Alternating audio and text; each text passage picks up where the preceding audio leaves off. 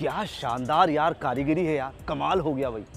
सोचो कि जो 1648 अब से लगभग पौने 400 साल पहले ये इमारत बनी हुई है, क्या शानदार इमारत बनाई हुई है।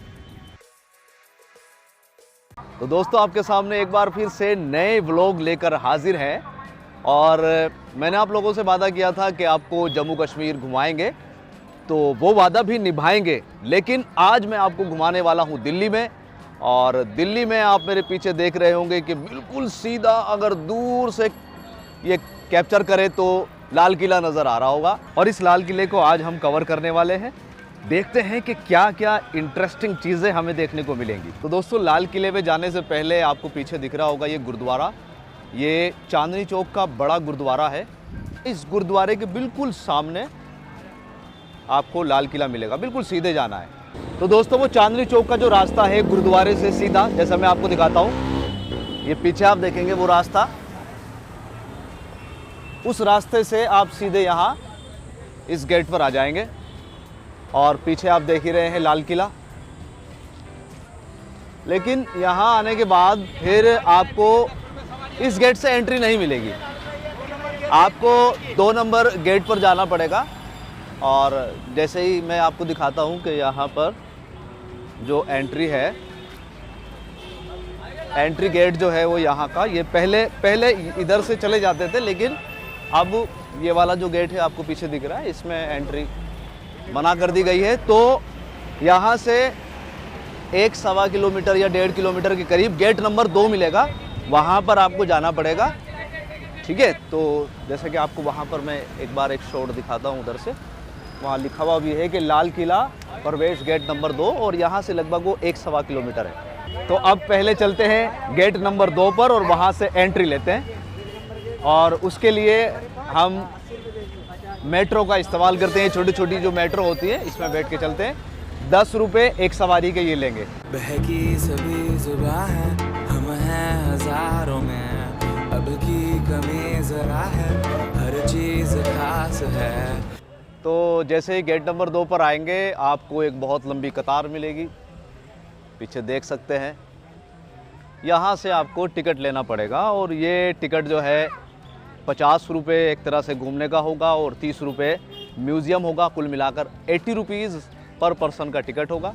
एक चीज़ और यहाँ पर होगी कि अगर आप लाइन में नहीं लगना चाहते तो QR स्कैनर वगैरह भी, जैसे आपको दिख रहा होगा ये QR स्कैनर है, तो स्कैन करके भी आप पेमेंट कर सकते हैं। लेकिन स्कैन करने के बाद बहुत सारी फॉर्मेलिटीज़ सी सामने आ जाएगी, तो उससे बचने के लिए सीधा आदमी लाइन में लग जाता है। हमने भी लाइन में लगकर ये टिकट ले लिया है। तो अब चलते हैं अंदर और आपको दिखाते हैं किस तरह का नज़ारा होगा।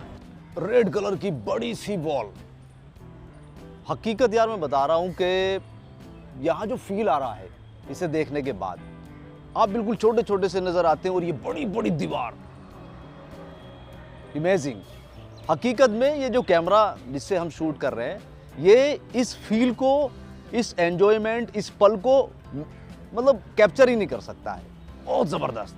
तो दोस्तों धूप एकदम से अपनी चरम सीमा पर है, तपतपाती हुई दोपहर का टाइम हो रहा है, जून का महीना है, लेकिन यहाँ पर आप महसूस ही नहीं करेंगे कि गर्मी है नहीं।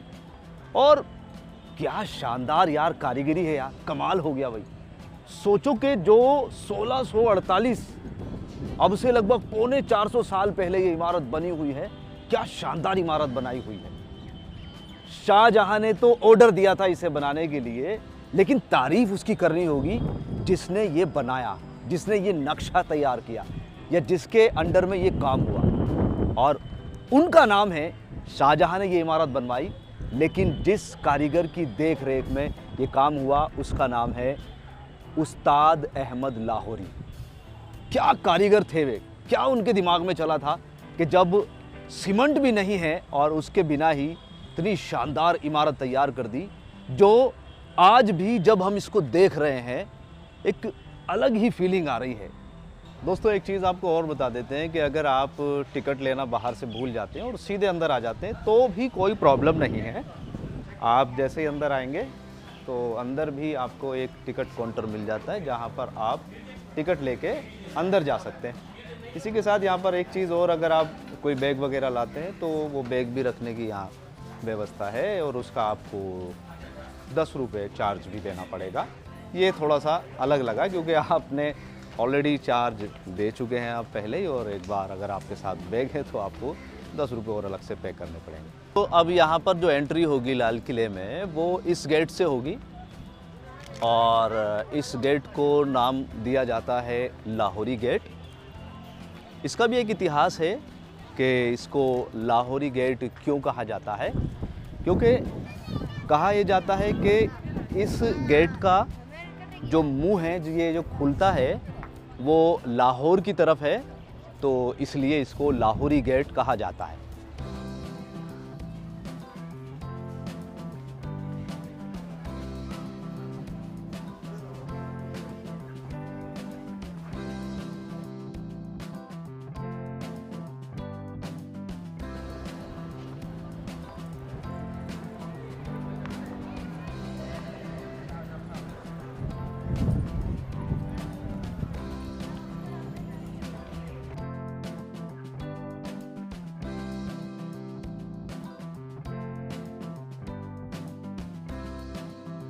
लाहौरी गेट में एंट्री करने के बाद फिर आ जाता है मीना बाज़ार। ये शानदार दुकानें,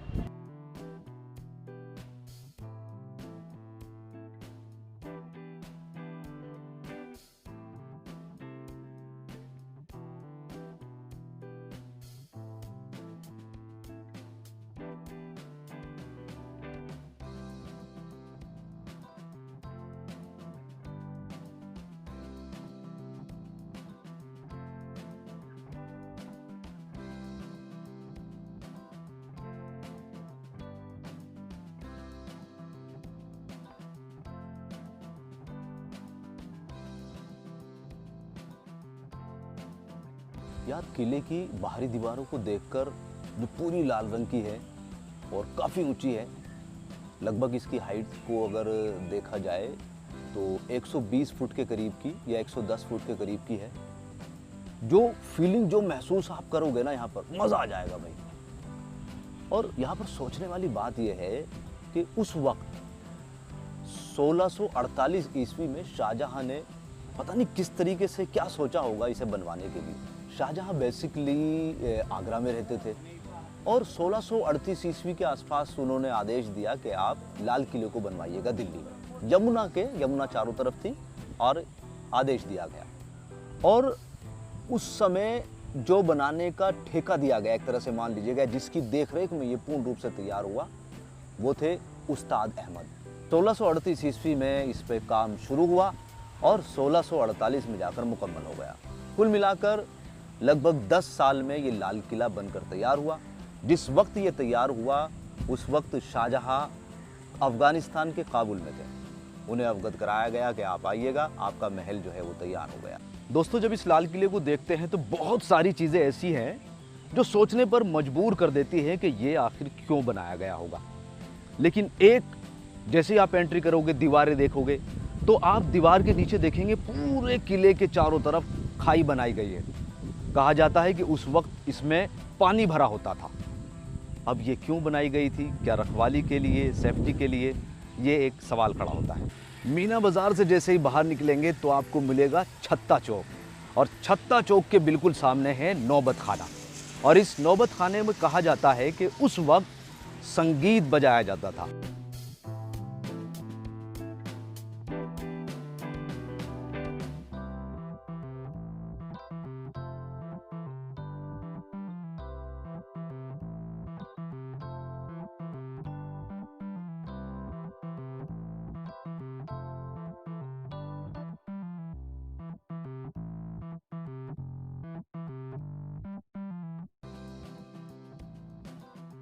दोस्तों, आज के समय में अगर किसी को कोई तकलीफ होती है तो वो कोर्ट का दरवाज़ा खटखटाता है। लेकिन पुराने समय में अगर हम 1648, 1640, 1650 ईस्वी की बात करें तो उस वक्त कोर्ट तो नहीं थी, तो फैसले कहाँ पर होते थे? अगर हम लाल किला की बात करें तो वहाँ पर होते थे दीवाने आम। तो ये है वो दीवाने आम जहाँ पर उस वक्त लगता था जनता का दरबार, और ये है सिंहासन। सोच के देखो कितनी अलग फीलिंग आएगी। यहाँ सिंहासन पर शहंशाह बैठे हुए हैं और यहाँ साइड में दरबारी खड़े हुए हैं, सेनापति, काजी और जनता दरबार लगा हुआ है।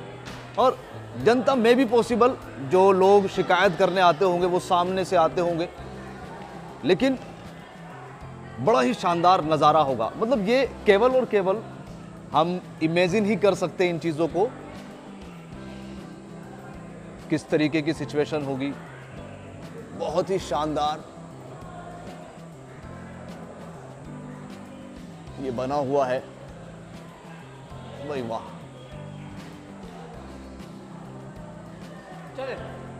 मतलब एक अलग ही मज़ा आ जाएगा। ये कैमरा इस बात को बयां भी नहीं कर सकता कि किस तरह की खूबसूरती है ये। और एक चीज़ और कहा जाता है यहाँ पर कि ये जो सिंहासन है, यहाँ एक मोरनुमा सिंहासन और था जो सोने से बना हुआ था। तो ईरान के शासक जो है उसको यहाँ से लूट कर ले गए थे। ये भी एक बड़ी बात जो है इस लाल किले से जुड़ी हुई है। दोस्तों, लाल किले की खूबसूरती को बयां नहीं किया जा सकता है। और फिर जब आप सोचेंगे कि उस वक्त क्या हुआ होगा, किस तरीके का ये चीज़ें लग रही होगी, क्योंकि आज तो वीरान सी है, जैसा माहौल उस वक्त होगा आज तो कुछ भी नहीं है। तो यहाँ पर दो चीज़ें और आपको मिलेंगी, एक है रंग महल और एक है नहर बशिस्त। तो इस वक्त ये जो मेरे पीछे आप तस्वीरें देख रहे हैं, देखो ये यहाँ पर पानी ही पानी था उस वक्त, पूरा पानी से ये भरा हुआ था, ये तालाब नुमा। फव्वारे देखो, आप देखेंगे यहाँ पर फव्वारे भी लगे हुए हैं, पूरा पानी भरा हुआ था। और उसके साथ में ये रास्ता है, देखो ये रास्ता जो है ये भी पूरा आगे तक जा रहा है। देखो ये महल तक जा रहा है, रंग महल, वो सामने जो है आपको दिख रहा है वो रंग महल है। नहर बशिस्त है जिसे बोला जाता है कि इससे खूबसूरत कोई उस वक्त नज़ारा ही नहीं था। आप देखो ये बीच में पानी इस फव्वारे से भी निकलेगा, बीच में जो बड़ा है, और ये छोटे छोटे आपको फव्वारे यहाँ भी, और इसमें पूरे में पानी भरा होता था। और फिर पानी यहाँ से ये रास्ते के थ्रू भी चलेगा। ये देखो आप बीच में, कैमरा इसकी ब्यूटी को रिप्रेजेंट ही नहीं कर सकता। और फिर उसके बाद ये सामने है रंग महल, और ये पानी अब इधर से जाता होगा उधर से जाता होगा, ये बयां करना भी बड़ा मुश्किल है, लेकिन फिर यहाँ पर भरा हुआ मिलेगा और उसके बाद सामने भी।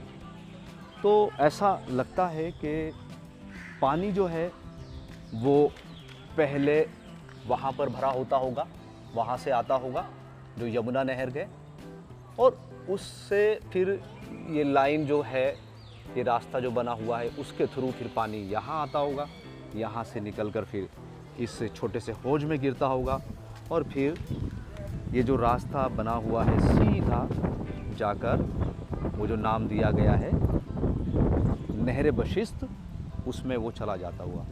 और इसी पानी का इस्तेमाल कर कर जो यहाँ आसपास जितने भी फुलवारी, पेड़ पौधे जितने भी थे, उनकी पूर्ति होती थी। तो क्या खूबसूरत नज़ारा होगा, सोच कर देखो आप, पानी पानी चारों तरफ, हरियाली, और इधर इस महल का किस तरीके से इस्तेमाल होगा।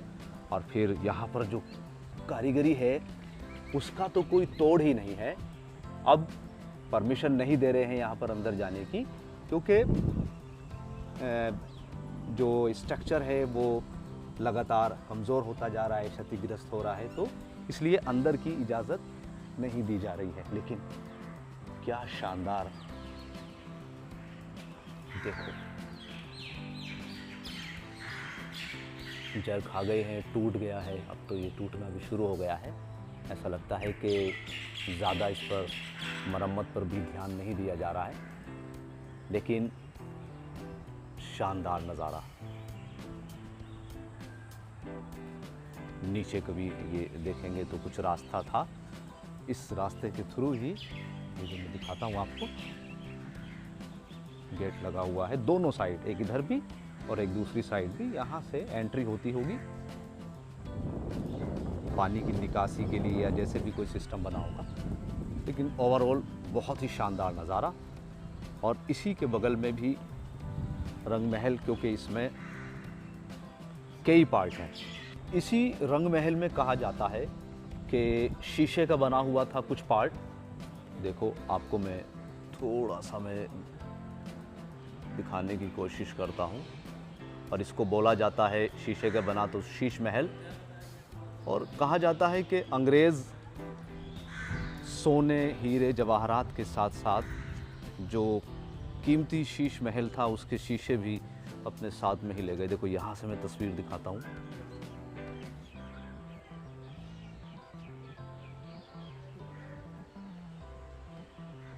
थोड़ी सी मैं तस्वीर दिखाने की कोशिश करता हूँ आपको। देखो क्या शानदार, ये शीशे शीशे लगे हुए थे, तो इसको बोला जाता था कि शीश महल है।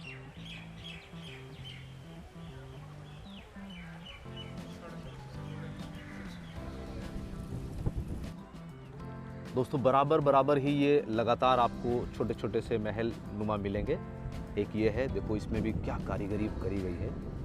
यहाँ पर भी अंदर जाने की परमिशन नहीं है, लेकिन फिर भी हम कोशिश करते हैं दूर से आपको ओवरव्यू दिखाएं।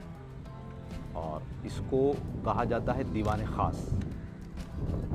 तो इसके नाम से ही प्रतीत होता है कि ये शायद कुछ ख़ास लोगों के लिए ये महल बनाया गया होगा। अंदर किस तरह का इसमें अरेंजमेंट होगा, कुछ ख़ास ही होगा। छोटा सा गेट, एक बड़ा गेट, अंदर की तस्वीरें पता नहीं कैसी होगी, एक अंदाज़ा ही लगा सकते हैं। और इसी के सामने एक और वहाँ पर मैं दिखाना चाहूँगा, ये इसको बोला जाता है मुमताज़ महल।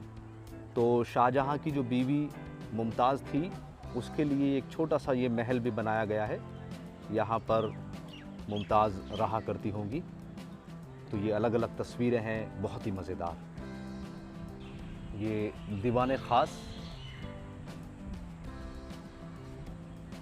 थोड़ी सी चीज़ें डिस्टर्ब्स हैं कि मुमताज़ महल के 2 पार्ट, दीवान ख़ास के 2 पार्ट, 1 पार्ट, लेकिन कुल मिलाकर तस्वीरें बड़ी ही शानदार हैं। किस तरह की नक्काशी है।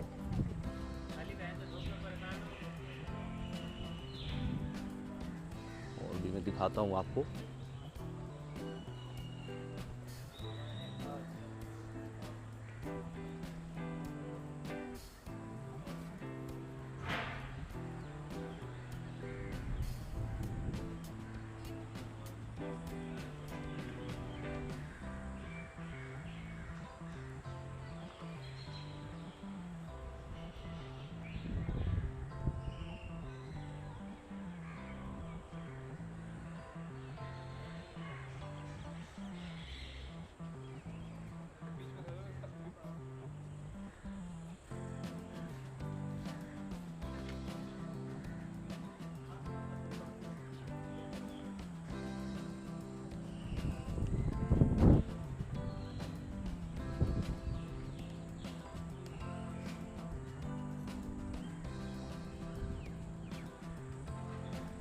दोस्तों यकीन करिएगा, गर्मी इतनी भयंकर है कि हमारा तेल निकल गया है चलते चलते। और बहुत सारी चीज़ें अभी भी बाकी हैं, लेकिन हिम्मत नहीं रही तो सोचा कि अब इस ब्लॉग को तो यहीं स्टॉप कर दिया जाए। और आखिर में एक चीज़ और आपको दिखा देते हैं। जैसे आपको देखो वहाँ पर दिख रहा है वो, वहाँ देखो ये मस्जिद है जिसका नाम मोती मस्जिद। और ये शाहजहाँ ने नहीं, ये औरंगज़ेब के द्वारा बनाई गई थी। और कहा जाता है कि ये पर्सनल मस्जिद बनाई गई थी। तो एट लास्ट ये आपको दिखाना था। और आप ये ज़रूर कहेंगे कि अंदर तो लेके चले, तो अंदर जाने की इसकी भी परमिशन नहीं है। बहुत सारी चीज़ें ऐसी हैं लाल किले में जहाँ पर परमिशन अब नहीं दी जा रही है। उसका एक ही कारण है, क्योंकि जो स्ट्रक्चर है वो लगातार हल्का होता जा रहा है। मरम्मत उसकी प्रॉपर टाइम पर नहीं हो रही है, जिसकी वजह से ऐसा लगता है कि यहाँ अगर पब्लिक को जाने की इजाज़त दी तो कमज़ोर हो सकता है। अब मुझे नहीं मालूम कि आपको ये व्लॉग कैसा लगा होगा। हम तो बस उम्मीद ही कर सकते हैं कि आपको मज़ा आया होगा, बहुत अच्छा लगा होगा। आप ज़रूर बताएं कैसा लगा है। और अगला जो ब्लॉग है, इससे नेक्स्ट वाला जो ब्लॉग है, उसमें आपको इस लाल किले का ही म्यूज़ियम के क्या क्या चीज़ें रखी हुई हैं वो हम दिखाने वाले हैं। तो इसी तरह के ब्लॉग देखने के लिए आप चैनल को सब्सक्राइब, वीडियो को लाइक शेयर ज़रूर कर दीजिएगा। ऐसी ही लवली और मज़ेदार वीडियो आप लोगों के लिए लाते रहेंगे। तो इस वीडियो को, इस ब्लॉग को यहीं पर हम समाप्त करते हैं।